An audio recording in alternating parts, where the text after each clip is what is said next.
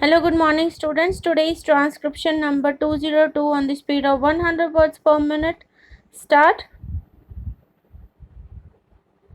Mr. Chairman, the Motor Transport Workers Bill, the Select Committee's report, on which we are considering now, is one which has received the support of all sections of the House.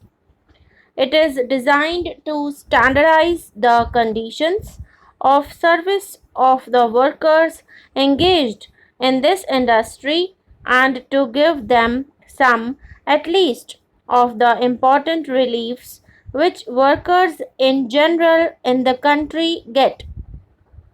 This bill is in line with the progressive policy of the government to improve conditions of labor. The opposition members, at least some sections of the opposition who castigate the government for ignoring the interests of labor, should remember that this is one more measure with which they agree, and therefore, while blaming the government, they should keep this in mind. The bill, as it has emerged from the Select Committee, is a great improvement. In this connection, we must remember the expert knowledge which most of the members of the Select Committee brought to bear on the deliberations of the Select Committee. I consider it to be one of the well-constituted committees, inasmuch as there were many members on this committee who had specialized in labor, both from the opposition sections of both houses as well as from the Congress side. We were fortunate to have a Union ex-Labor minister on the committee whose knowledge really helped the committee to come to very successful conclusions. The Select Committee was also assisted by persons engaged in this industry, both employers and labor.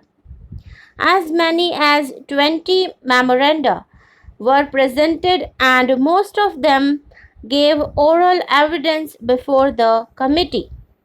So much so, there was not a single clause or part of a clause or even a phrase which went without being well considered. That is how the bill has come to be a great improvement on the bill as introduced. I personally think that the deliberations of the committee were so very well conducted that the report has come to weigh more on the side of the employees, and therefore there is likely to be no room for complaint.